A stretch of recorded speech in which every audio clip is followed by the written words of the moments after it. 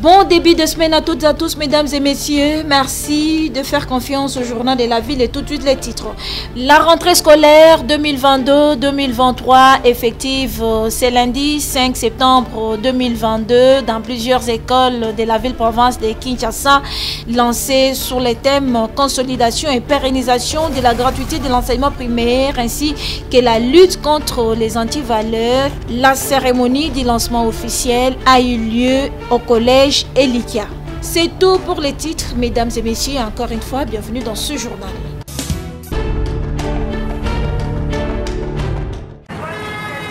C'est une rentrée scolaire effective mais timide, observée ce lundi 5 septembre dans le district de Tchangou à Massina.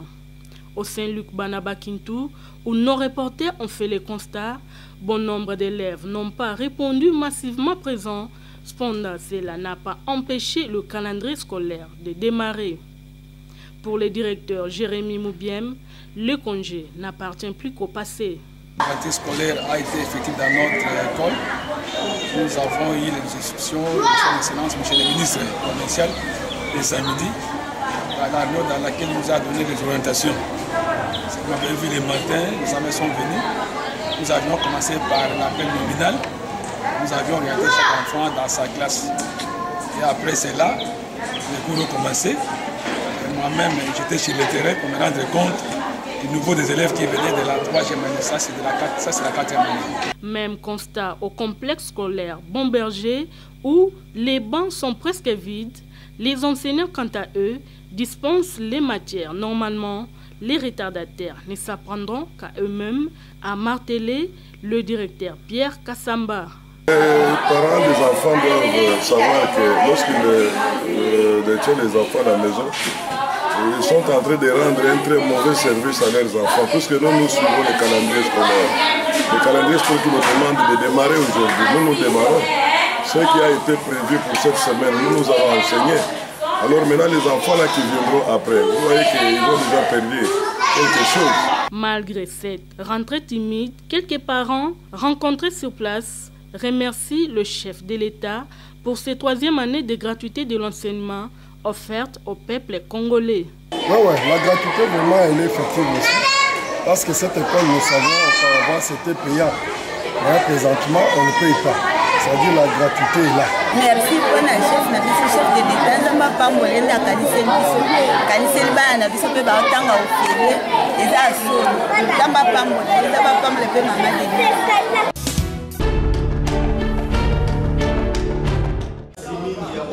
Les mouvements des réveils de la jeunesse congolaise, parti cher à John Bayantita, déjà implanté dans plusieurs provinces de la République démocratique du Congo, poursuit son action partout dans le cadre de son projet Pas une parcelle sans les MRJCO.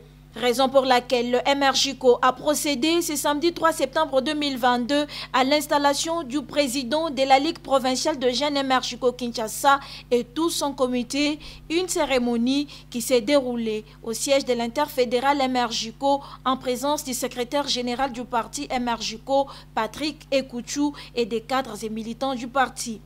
Christian Kalongoshi, président de la Ligue provinciale de jeunes MRJCO Kinshasa, et son comité ont été conscientisés par le secrétaire général du parti sur la mission qui les attend au sein du parti MRJCO, celle de travailler d'arrache-pied et de mouiller les maillots pour une victoire écrasante du MRJCO aux élections et la réélection de Félix Antoine Tshisekedi Tshilombo à la magistrature suprême de 2023.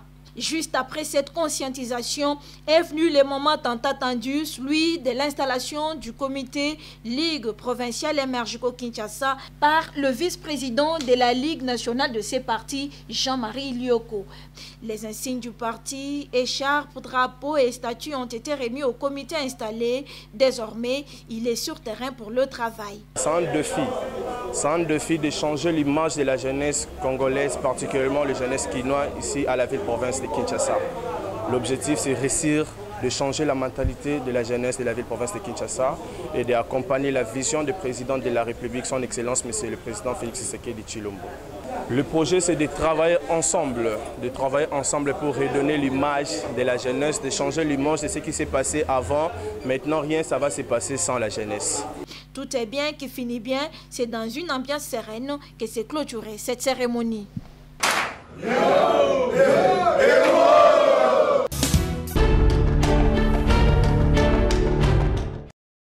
On ne cessera jamais de parler de l'insécurité dans la commune de Maluku, au plateau de Bateke, précisément au groupement Kingakati.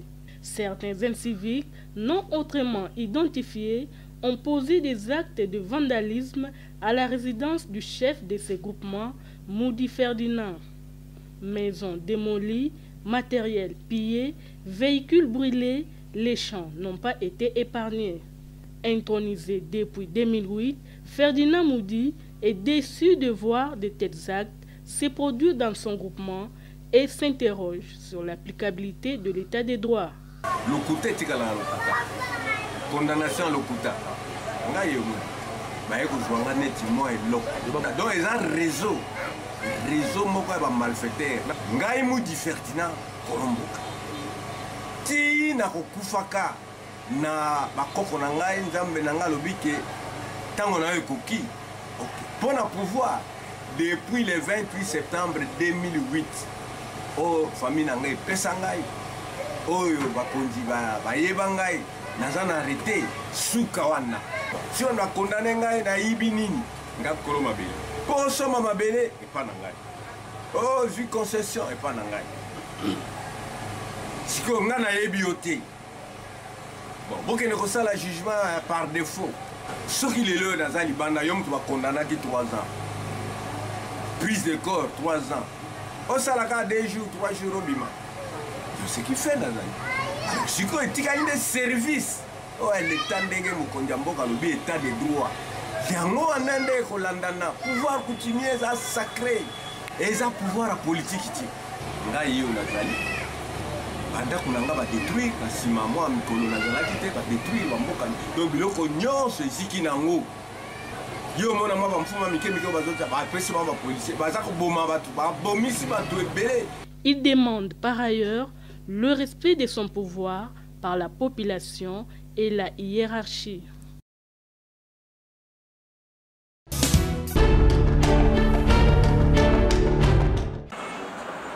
Dans le cadre de la relance du projet d'électrification du Kanluka et conformément aux recommandations du chef de l'État Félix-Antoine Tshisekedi Tshilombo, le directeur général de la Société nationale d'électricité SNEL SA, Jean-Bosco Kayombo Kayan, a réuni dans son cabinet de travail tous les intervenants dans les 10 projets en vue de sa bonne exécution. Ensuite, le DG de la SNEL a fait les déplacements du dépôt central délimité où sont entreposés une quantité importante de compteurs à prépayer de la nouvelle génération ainsi que d'autres matériels devant être utilisés dans le cadre de ces projets. Jean-Bosco Kayombo réaffirme ici la promesse du chef de l'État aux habitants de Kanluka. On ne doit pas seulement rester dans les bureaux, il faut aussi aller parfois sur le chantier pour suivre ce qui se passe.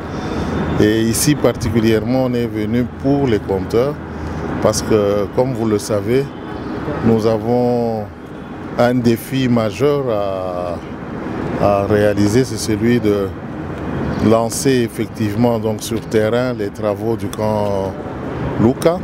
Donc tous les préparatifs sont déjà prêts. Il y a déjà sur le chantier des équipes qui ont déjà commencé du côté moyenne tension cabine.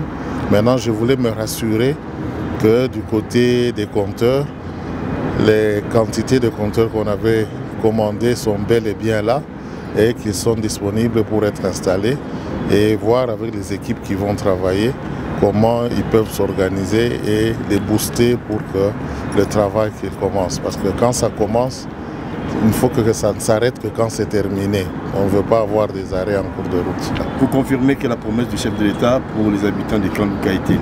Nous tenons à la tenir. Il faudrait noter que ce qui s'est fait au Kanluka est un projet pilote qui doit être implanté dans le reste de la ville et dans l'arrière-pays.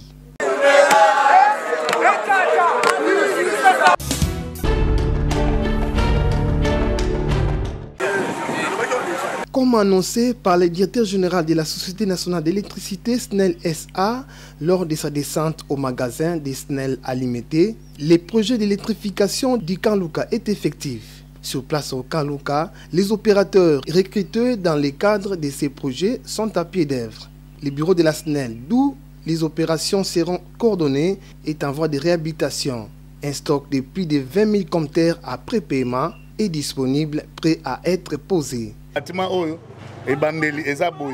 Lobi nango makambo nyonso ezosalema bokosentir ke ya bureau moko ya sika na makambo ya sika lobi tolakisa bino ba matériel il y a déjà pour na Kanlouka yango moko au moins déjà 20 000 plus ou moins 20 000 compteurs après paiement oyo tokotia po tozala makambo ya sika ba compteur akalezaka sute et puis ba câble eza ba transfert eza donc biloko nyonso eza.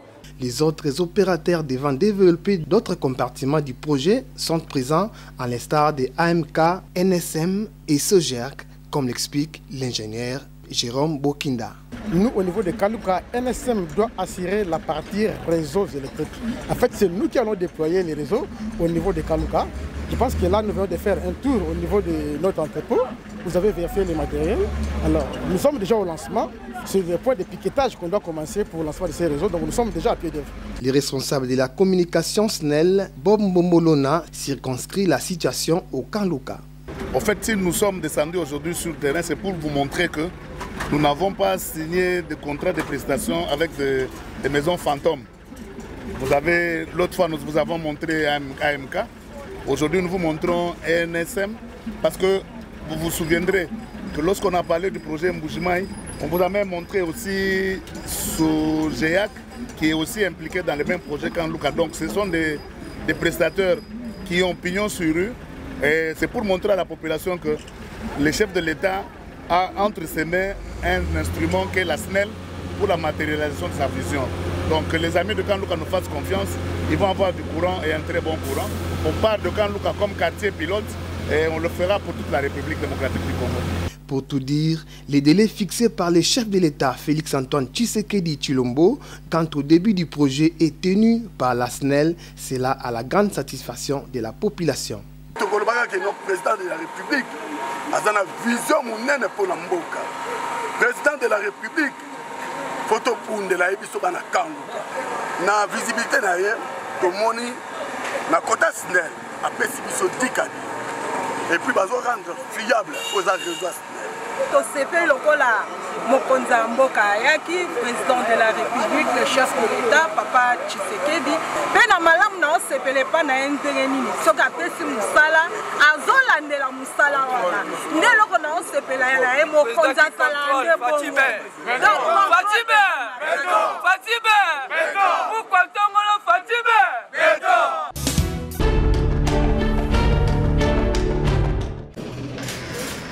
Un atelier de validation du contrat de performance entre l'État congolais et la Régie des eaux organisé à l'hôtel Memling ce mardi 30 août 2022. Ouvert par la ministre de portefeuille Adel Kaïnda en présence du ministre des Ressources hydrauliques et électricité Olivier Mouenzé, de tous les intervenants dans les secteurs de l'eau et de la Banque mondiale. Dans ce monde des circonstances, le directeur général de la Régie des eaux, Jonas Didier Ntakou, a remercié le consultant et les participants avant de dire les attentes de son entreprise en rapport avec ces contrats considérés comme un instrument précieux d'exécution du plan de redressement et de stabilisation de la Régie des eaux qui doit consolider entre autres les acquis du PMI. Le présent contrat de performance qui sera formalisé à l'issue de cet atelier de validation définit les engagements conjoints de l'État et de la Régie des eaux SA dans la mise en œuvre des actions pour améliorer les performances techniques, commerciales, financières et des ressources humaines de la Régie des eaux. Et en conséquence, la qualité du service public rendu à la population sur l'ensemble du périmètre d'exploitation de notre entreprise. Et en particulier dans la ville de Kinshasa, concernée par les projets KIN et l'ENDA. La ministre du portefeuille a quant à elle rappelé les priorités et engagements du gouvernement dans le secteur de l'eau, tels que libellés dans les piliers 12 programmes d'action. L'atelier auquel je vous ai convié répond à la vision de son Excellence, Monsieur le Président de la République, Félix Antoine Tshisekedi Tshilombo, chef de l'État, à qui j'exprime mes hommages les plus déférents, qui tient à voir les entreprises publiques de notre pays et particulièrement la Régie des eaux être performantes afin de fournir à la population de l'eau potable de bonne qualité et en quantité suffisante. Comme vous le savez, le secteur de l'eau est l'un des principaux leviers du développement économique et social de notre pays. Inscrit dans le programme du gouvernement dirigé par son Excellence M. Jean-Michel Sama-Lukonde Kyenge, Premier ministre, chef du gouvernement. Olivier Mouenzé, ministre des Ressources hydrauliques et électricité, a pour sa part exprimé la détermination du gouvernement congolais à voir la Régie des eaux jouer pleinement son rôle et l'État congolais également. Le pilier 12 du programme du gouvernement que conduit son Excellence M. Jean-Michel Sama-Lukonde, Premier ministre, chef du gouvernement, porte sur le développement du secteur de l'eau et de l'électricité. Ce pilier a plusieurs axes d'action, dont celle de, premièrement, veiller à l'application de la loi numéro 15/026 du 31 décembre 2015 relative à l'eau, améliorer la gouvernance de la Régie des eaux. Par la suite, les experts conviés à ces séminaires ont validé article par article avec l'éclairage du consultant Achille Bondo. Ouvert dans la matinée, l'atelier de validation de contrats de performance entre l'État congolais et la Régie des eaux a été clôturé en fin d'après-midi par le secrétaire général aux ressources hydrauliques et électricité représentant le ministre empêché. Jonas Didientakou, directeur général de la Régie des eaux, résume ici les attentes de la Régie des eaux à l'issue de cet atelier. La Régie des eaux est une entreprise de l'État congolais. Et donc la gestion de la Régie des eaux ne peut pas se faire sans l'implication de l'État. Et surtout, sans objectif venant de l'État. C'est simplement ce qui s'est traduit dans ces contrats de performance. Ça veut dire que entre le moment de sa signature cette année, en 2022, et 2027, il y a toute une série d'objectifs, d'actions que nous allons tous ensemble suivre avec l'État propriétaire.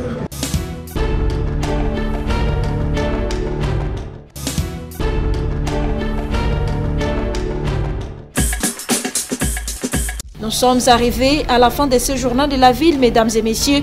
Merci de l'avoir suivi. Le prochain rendez-vous est fixé pour ce mardi.